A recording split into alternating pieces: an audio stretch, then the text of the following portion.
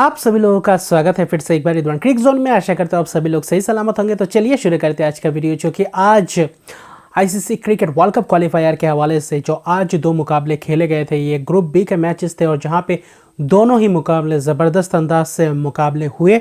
और ख़ास तौर पे देखें तो आयरलैंड और ओमान के बीच, जहाँ पे देखें तो आज एक मुकाबला था श्रीलंका बनाम यूएई के बीच और एक मुकाबला था आयरलैंड बनाम ओमान के बीच। और दोनों ही मुकाबला ज़बरदस्त इसलिए भी है क्योंकि एसोसिएट नेशंस को मौका मिलता है बड़े बड़े टीमों के खिलाफ खेलने को। हालांकि श्रीलंका जैसे दिग्गज टीमों के सामने जो वर्ल्ड कप विजेता रह चुके हैं एक बार के, जो 50 ओवर का वर्ल्ड कप था, उसके विजेता के सामने अगर आप यूएई जैसे टीम हो जो एसोसिएट नेशंस हो और वही वर्ल्ड कप क्वालिफायर का आगाज़ श्रीलंका के विरुद्ध खेलने को मिलेगा, एक हाई वोल्टेज मैच, एक प्रेशर रहता है। लेकिन एक तरफ प्रेशर रहता है तो दूसरी तरफ अपॉर्चुनिटी भी रहती है कि कैसे नर्व्स को कंट्रोल किया जाए, कैसे परफॉर्मेंस किया जाए इन बड़े और कैसे बड़े खिलाड़ियों को, बड़े बल्लेबाज और बड़े टीम के सामने कैसे गेंदबाजी और कैसे फील्डिंग का मुजाहरा दिखाया जाए। तो ये सब टेस्ट होता है अगर आप ऐसे बड़े बड़े टीमों के विरुद्ध खेलते हैं। तो और वही यूएई ख़ास तौर पे टॉस जीतकर पहले गेंदबाजी करने का फैसला किया और अमूमन देखा गया पिछले पहला दिन भी वही किया था नेपाल ने और वही यूएसए ने। लेकिन इस मुकाबले में भी वैसा ही ओमान ने भी आयरलैंड को पहले बल्लेबाजी करने दिया दूसरे मैच के अगर रुक करे तो। लेकिन दोनों ही मुकाबले में, अगर पहले मुकाबले की बात करें श्रीलंका और वही अगर आप देखें तो यूएई के बीच, वहाँ पे श्रीलंका ने शानदार तरीके से शुरुआत की। दिमुथ करुणारत्ने प्रथम निशंका की शुरुआत अच्छी खासी पार्टनरशिप्स भी रही और टॉप 4 के बल्लेबाज, चारों के चारों बल्लेबाज ने अर्धशतक की पारी के लिए, जो एक रिकॉर्ड सा ही बन गया आखिर में जाकर अगर आप देखें तो। और क्या खूबसूरत पार्टनरशिप्स भी जरे और गेंदबाजी उतनी ख़ास अच्छी नहीं रही जितने यूएई से थोड़े बहुत उम्मीद किए थे, उतने ख़ास अंदाज से गेंदबाजी आज दिखी नहीं। थोड़े बहुत प्लान में लैक ऑफ प्लान दिखाई दिया, फील्डिंग सेटिंग उतने ख़ास अंदाज से दिखाई नहीं दिया। क्योंकि अगर आप देखें तो ऐसे टीमों के सामने अगर आप चूक नहीं कर सकते और ऐसे बड़े बड़े मौके बार बार आते नहीं हैं, तो इसलिए थोड़े बहुत अगर आप देखें तो ऐसे टीमों के सामने आप ज़्यादा चूक नहीं करना चाहते, ज़्यादा हावी होने को नहीं दे सकते। तो इसलिए ही वैसे ही गेंदबाजी उतनी ख़ास नहीं थी और जिसके कारण पूरी तरीके से चढ़ के खेले श्रीलंकाई बल्लेबाज, जो कि एक्सपीरियंस है। और वही आज पूरी तरीके से उनको भी मौका मिला बड़े बड़े रन्स स्कोर करने के लिए। लेकिन अफसोस की बात है सभी बल्लेबाजों को स्टार्ट मिला, लेकिन फिर भी वो शतक में तब्दील नहीं कर पाए। दिमुथ करुणारत्ने प्रथम निशंका ने अर्धशतक की पारी के लिए, कुशल मेंडिस ने आकर 30 रन पारी के लिए 63 गेंदों में 78 रन की पारी के लिए, लेकिन शतक से चूक गए। अगर थोड़े बहुत और थोड़ी धीमे से तरीके से खेलते या फिर थोड़े सिंगल्स डबल्स में नज़र गराते तो शायद उनको भी शतक की पारी खेलने का मौका मिलता, जैसे कि शॉन विलियम्स और क्रेग एरवाइन ने पिछले दिन करके दिखाया था। वैसे ही कुछ आज कर सकते थे सदीर समर विक्रम भी वैसे ही कुछ आउट हुए आखिर में 64 गेंद में 73 रन की।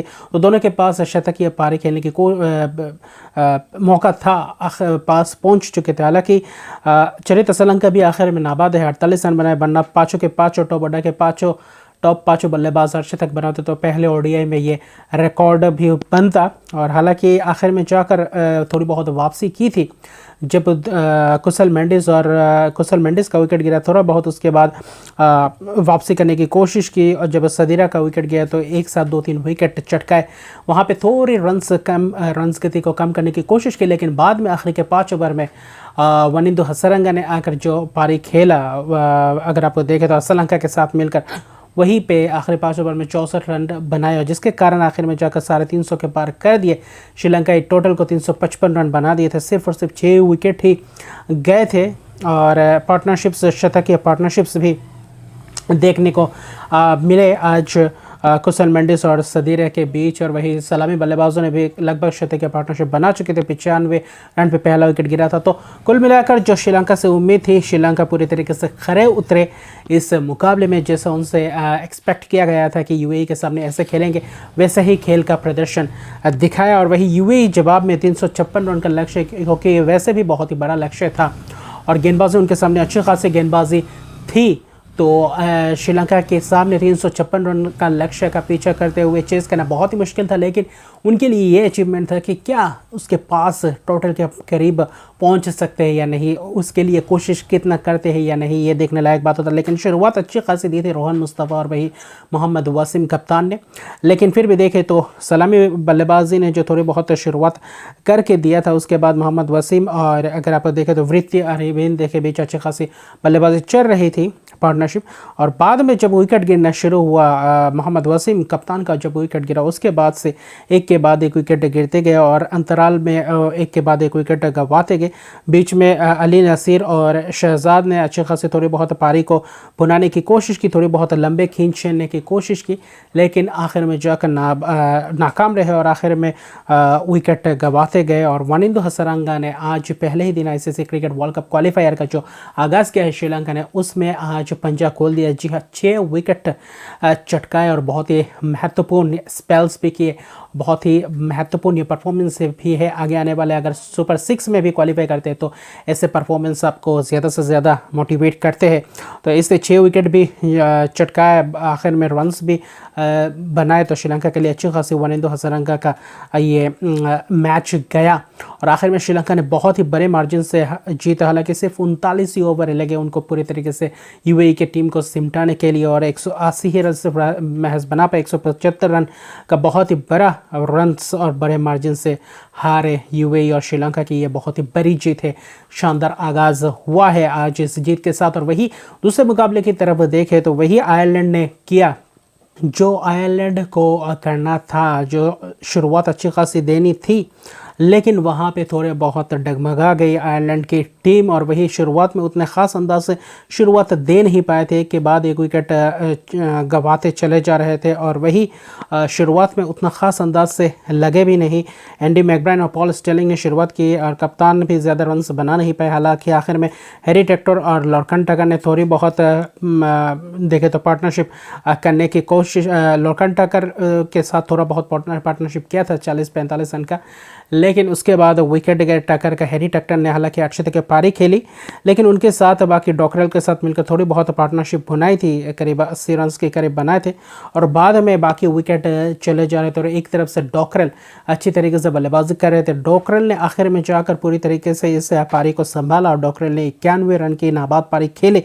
आखिर में शतक से चूक गए, ओवर्स ख़त्म हो गए था, वरना शायद उनका शतक भी बन जाता। लेकिन आखिर में जो निचले क्रम के बल्लेबाज है डिलेनी, ह्यूब, एडेन ने थोड़ी बहुत जो 15-20 रन की पारी खेली, उसने थोड़ी बहुत इस पारी को संभाले रखने के लिए डॉकरेल को मदद किया, कंट्रीब्यूट किया और जिसके कारण 200 आखिर में 81 रन बनाए, 7 विकेट गंवा के, जिसमें से गेंदबाजों ने भी अच्छी खासी विकेट चटकाया, अच्छी खासी गेंदबाजी की।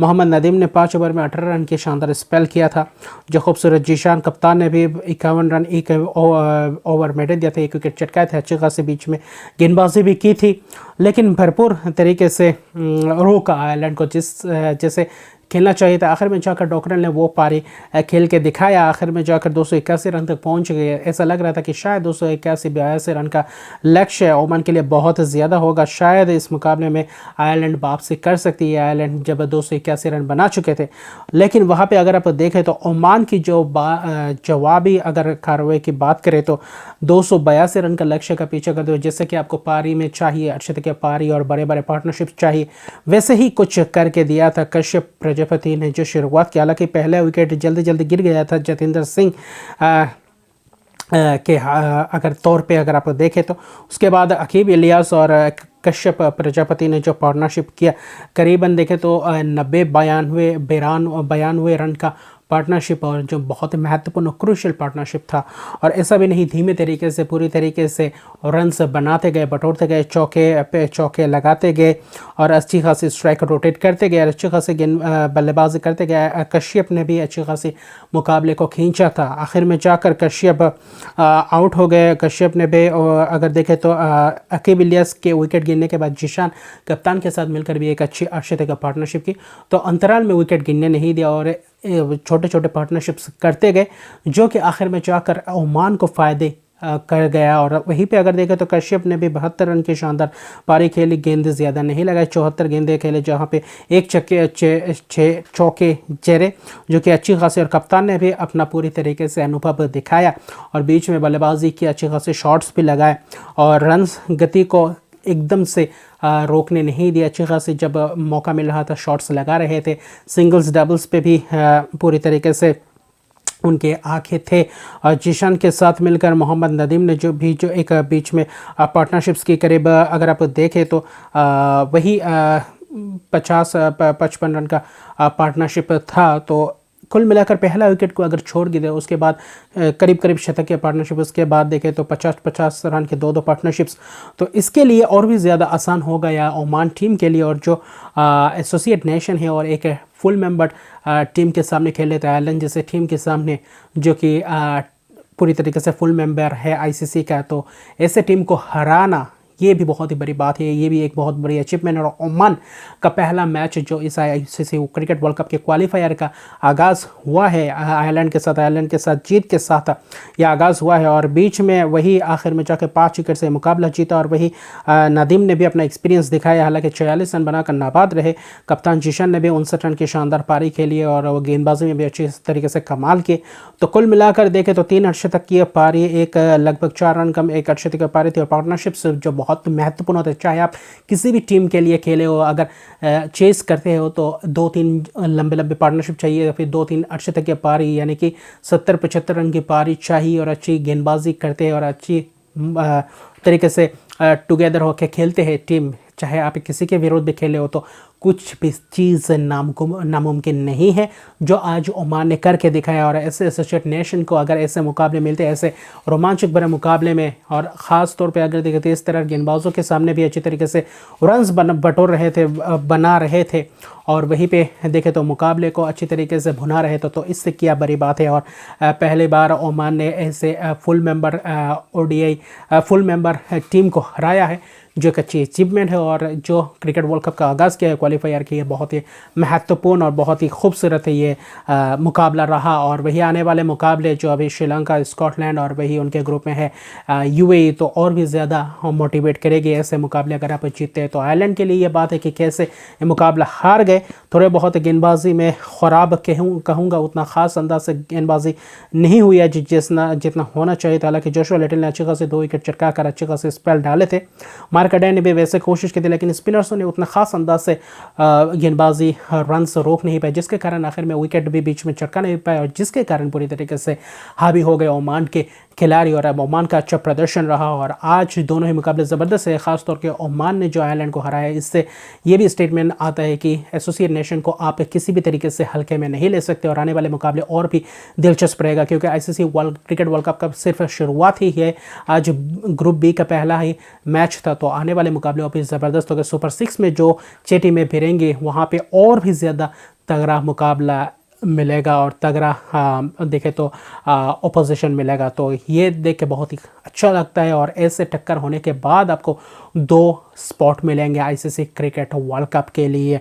तो ये ज़बरदस्त मुकाबला चल रहा है, ज़बरदस्त ये एंटरटेनमेंट भी देखने को मिल रहा है। ऐसे कंटेस्ट अगर देखने को मिलता है तो और भी ज़्यादा मज़ा आता है। तो अभी के लिए इतने हैं। अगर अभी तक मेरे चैनल को सब्सक्राइब नहीं किया तो मेरे चैनल को सब्सक्राइब कर दीजिए, लाइक शेयर कमेंट जरूर कीजिए। तब तक के लिए गुड बाय।